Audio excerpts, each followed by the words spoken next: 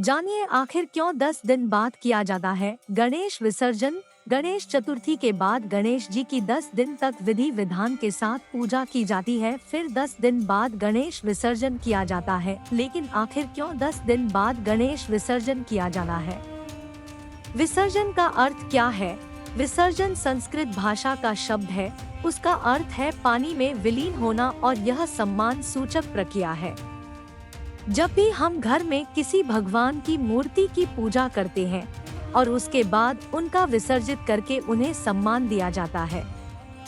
इस विसर्जन से ये सीख मिलती है कि मनुष्य को अगला जन्म पाने के लिए इस जन्म को त्यागना पड़ेगा। गणेश जी की मूर्ति मिट्टी की बनती है, उसकी पूजा होती है, लेकिन फिर उन्हें अगले साल आने के लिए इस साल विसर्जित होना पड़ता है। इस प्रकार हमारा जीवन भी यही है और हमें अपनी जिम्मेदारियों को पूरा करना होगा और समय समाप्त होने पर अगले जन्म के लिए हमें इस जन्म को छोड़ना पड़ेगा। पधारे थे व्यास जी की कुटिया पर गणपति। हम सभी यह कथा जानते हैं कि वेद व्यास जी ने महाभारत गणेश जी से लिखवाई थी, क्योंकि वह सभी देवों में सबसे अधिक बुद्धिमान एवं चतुर थे और केवल वही बिना किसी त्रुटि के वह पुराण लिख सकते थे। चूँकि गणेश जी ने शर्त रखी थी कि वे लगातार ही महाभारत लिखेंगे। यदि व्यास जी बीच में बोलते हुए रुके तो वे लेखन बंद कर देंगे। यह शर्त व्यास जी ने स्वीकार कर ली और गणेश जी को अपनी कुटिया आने का निमंत्रण दिया। जिस दिन गणेश जी कुटिया में पधारे उस दिन चतुर्थी थी और चतुर्थी के दिन से ही गणेश जी ने महाभारत लिखनी आरंभ की थी। तब व्यास जी ने आंखें बंद करके उन्हें महाभारत के घटनाक्रम बताने आरंभ किए और लगातार 10 दिनों तक आंखें बंद करके ही बोलते रहे।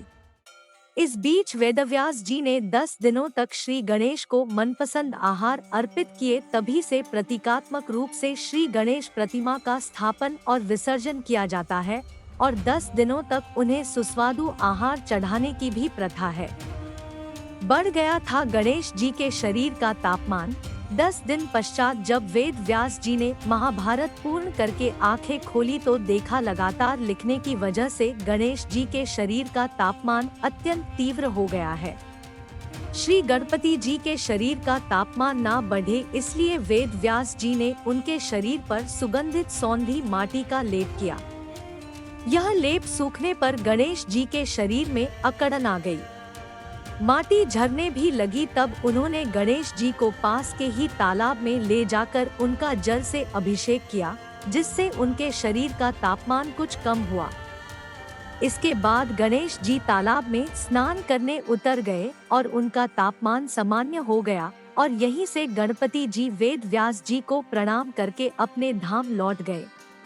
इसीलिए यह परंपरा बन गई कि गणेश चतुर्थी के दिन गणेश जी का स्वागत किया जाता है, उनको घर पर विराजित किया जाता है और फिर 10 दिन बाद उन्हें उनके धाम विदा करने के लिए पानी में विसर्जित किया जाता है।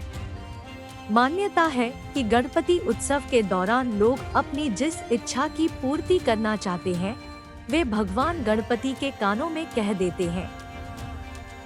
गणेश स्थापना के बाद से 10 दिनों तक भगवान गणपति लोगों की इच्छाएं सुनकर इतना गर्म हो जाते हैं कि चतुर्दशी को बहते जल में विसर्जित कर उन्हें शीतल किया जाता है।